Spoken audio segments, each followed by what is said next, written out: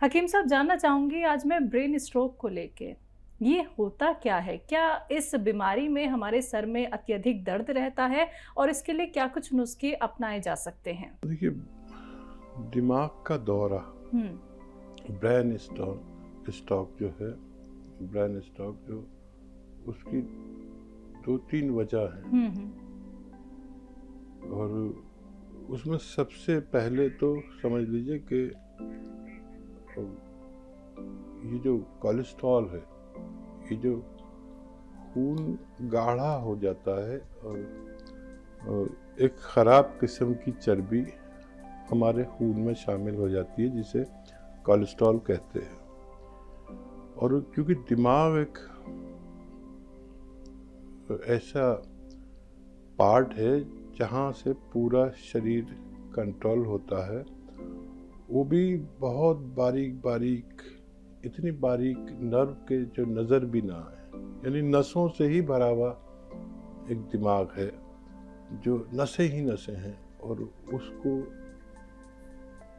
जब ऐसा खून मिलता है जो मोटा होता है, भारी होता है, या चर्बी मिला हुआ होता है, तो उस बारीक नर्व से वो खून बह नहीं पाता और उसमें कहीं अटक जाता है, तो दिमाग का दौरा पड़ता है, जिसे ब्रेन स्ट्रोक कहते हैं। अब इसमें ख़ास बात यह है कि जिसको ब्रेन स्ट्रोक होता है उसको कोलेस्ट्रॉल भी होता है। अब जिसको कोलेस्ट्रॉल होता है उसको ब्लड प्रेशर भी होता है। अब वो खून वहाँ से कोशिश करता है निकलने की, और वो खून क्योंकि मोटा हो गया वहाँ फंस जाता है, और हमें फिर फालिज, लकवा,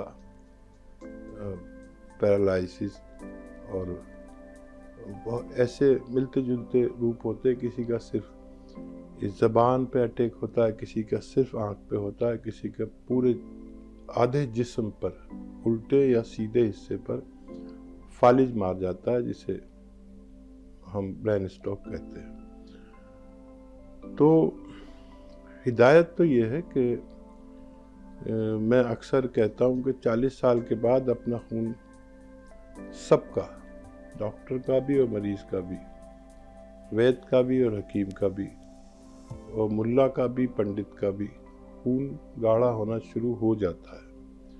अगर आपने अपने खून के गाढ़ेपन की परवाह नहीं की तो कभी भी ये स्ट्रोक आ सकता है। तो ये कुदरती तौर पर है कि सबका खून गाढ़ा होता है। इस उम्र के बाद आप ऐसी ग़िज़ाएँ या दवाएं ज़रूर लिया करें कि जिससे हमारा खून पतला रह सके। जी। तो वो दवाई क्या कुछ हो सकती है हकीम साहब? गोंद या फिर सिरका, कोई ऐसा? देखिए, एक तो जब भी हम खाना बनाएं तो उसमें अदरक, लहसुन और ज़ीरा कसरत से इस्तेमाल करें। कसरत से मतलब ज़्यादा इस्तेमाल करें। ये भी हमारे खून को पतला रखने में मदद करता है। और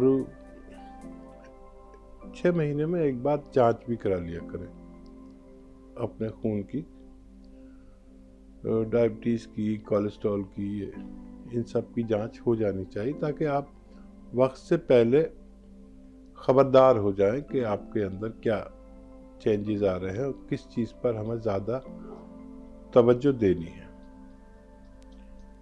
एक ये, दूसरा, खून पतला करने के लिए बहुत सी चीज़ें हैं।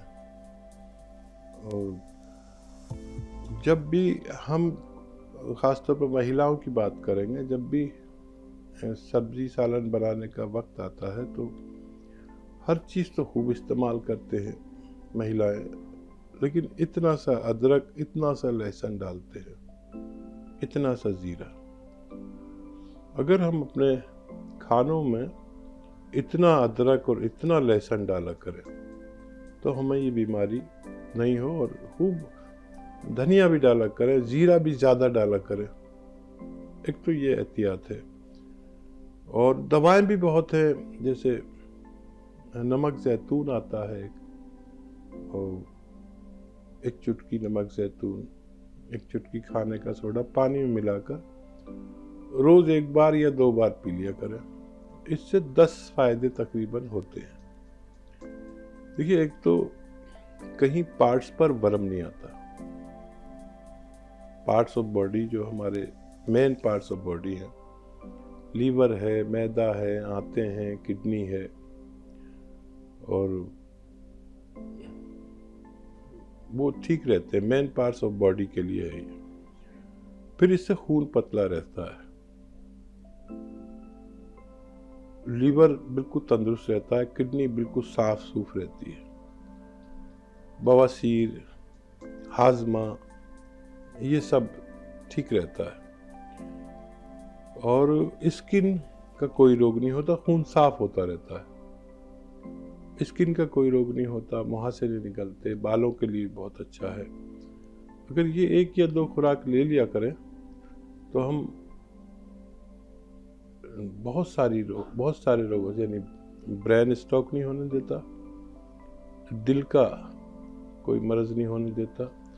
दिल में अक्सर क्या होता है कि दिल की नालियों में, नसों में चर्बी जमने लगती है, तो उससे दिल का दौरा पड़ सकता है, हार्ट अटैक हो सकता है, तो ये वो भी नहीं होने देता।